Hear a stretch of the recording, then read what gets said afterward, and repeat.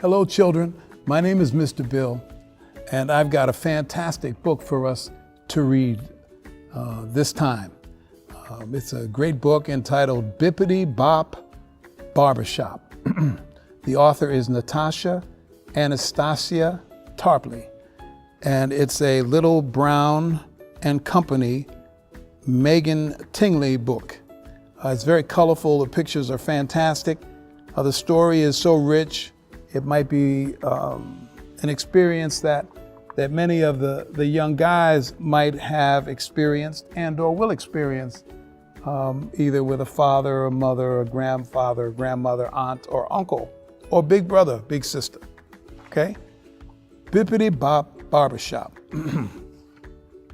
Early Saturday morning, Daddy comes to wake me with our secret knock. Bippity bebop bop. Bippity bebop bop. You know that sound that Dad would use, that only he would use to knock on the door. He said, "You up, little man?" Daddy pokes his head into my room. "I'm up," I say excitedly and jump out of the bed. I can hardly wait. I'm gonna get my first haircut at the barbershop today. Mama and my sister Kiana are still asleep. Daddy and I have the house all to ourselves. Here's a picture of her family right here. Father, mother, sister, the young man that is getting ready to go to the barbershop, and his younger brother, okay? In his bedroom. Quietly, Daddy and I dress in matching blue jeans and gym shoes, then head outside. We turn onto Main Street and stop at Jack's Sweet Shop.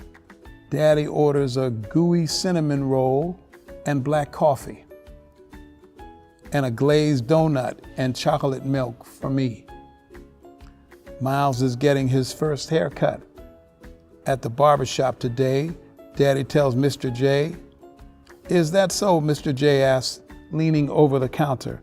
I nod yes. He says, Mr. J says, "This calls for a celebration. I'll make your milk a double." Mr. J pours chocolate milk into a tall cup. "Be brave, little man," he says as he hands it to me. We eat as we walk. Up ahead, I see the green and yellow awning and the white letters on the window that say Seymour's Barbershop. Next to the door is a short white barber's pole. It has red stripes which curl and swirl. They swirl around it like a strange fish swimming in a sea of white.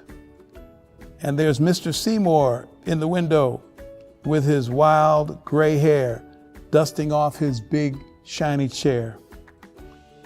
Mr. Seymour has been Daddy's barber since Daddy was a kid like me. Now he'll be my barber too. You see all his hair? That guy got some hair. Inside, the shop is crowded. Daddy stops to whisper something to Mr. Seymour, and then we walk to the back of the shop to find a seat. "Hey there, Charles." "Hey there, little man. What's going on?"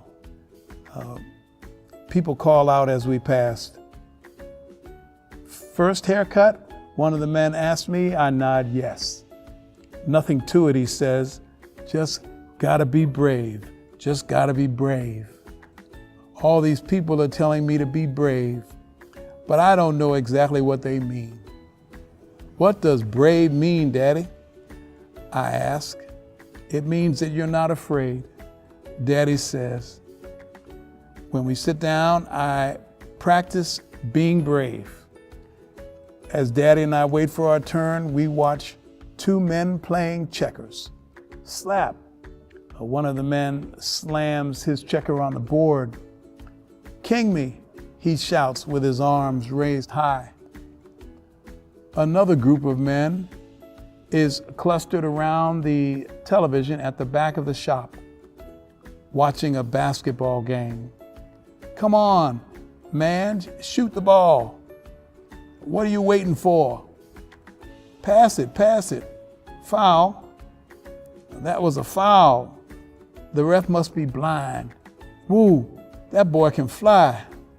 One man cheers when his favorite player finally makes a basket.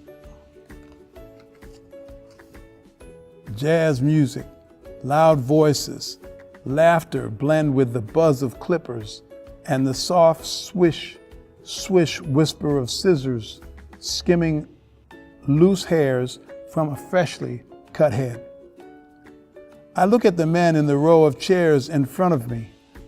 I can see their faces in the long mirror that runs along an entire wall of the shop. The man in Mr. Seymour's chair is getting his head shaved. Take it all off, he says. A patch of sunlight gleams right on top of his bald head. Oh yeah, he doesn't miss anything. Another man has long, thick dreadlocks. He's getting a shave with a straight razor. When he leans all the way back in the chair, his locks almost touch the floor. The next man is getting his hair cut low all around. The clippers go back and forth, dipping and gliding across his head, making smooth waves that ripple through his hair. In the last chair, there's a kid, a little older than me, getting his big curly afro trimmed, just a little off the side, he says. But none of these styles look like me. After a while, Mr. Seymour points toward Daddy and me and calls my name. Me.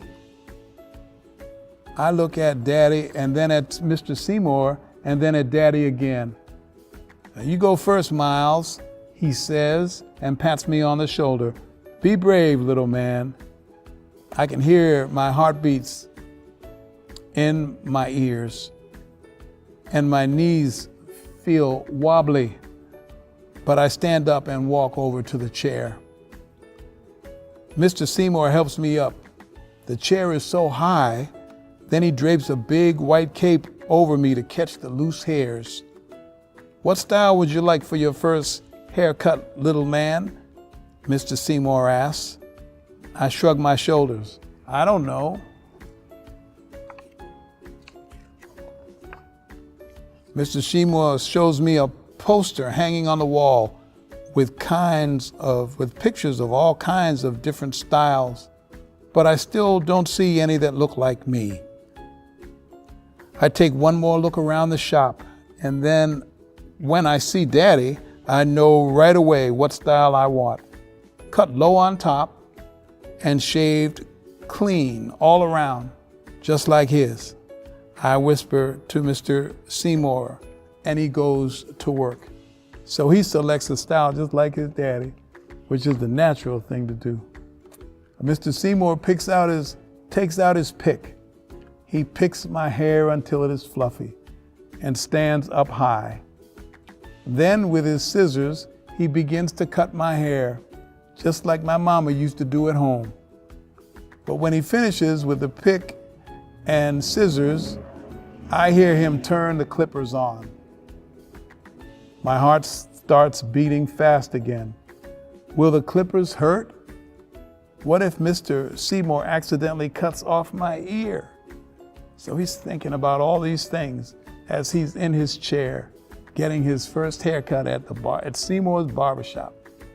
The loud buzzing noise is coming closer. And then I feel a tickle creeping up the back of my neck. I get so scared. I duck down as low as I can go in the chair and throw the cape over my head. I peek out from under the cape when Mr. Seymour turns the clippers off. Daddy is squatting beside me.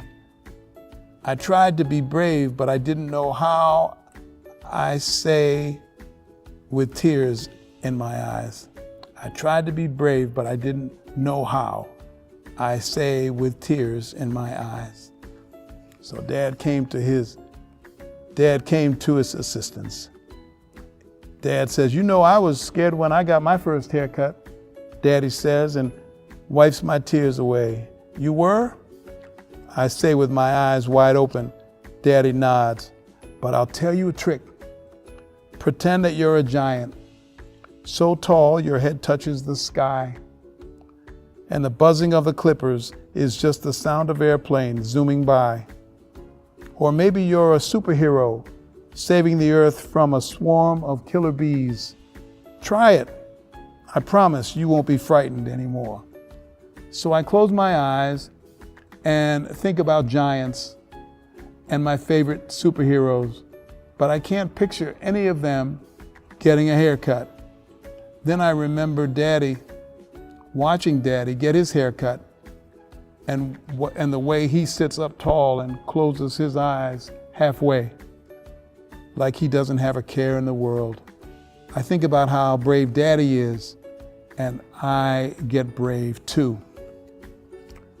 When Mr. Seymour turns the clippers back on, I imagine that I have Daddy's long legs and wide shoulders. I sit up straight with Daddy, though I still squeeze the arms of the chair tightly. And when Mr. Seymour is through, there is a brand new me staring back from the mirror. Mr. Seymour rubs a dab of sweet-smelling blue aftershave on my face and the back of my neck. It feels like a cool breeze. Then he dips a brush in powder and gently sweeps it over my head and neck. Daddy takes his seat in Mr. Seymour's chair, and when Mr. Seymour asks him how he wants his hair, Daddy says he wants a haircut just like mine. Daddy wants to look like me. When Mr. Seymour is finished, Daddy and I smile at each other in the mirror. You sure we're not twins? Daddy asks, raising one eyebrow.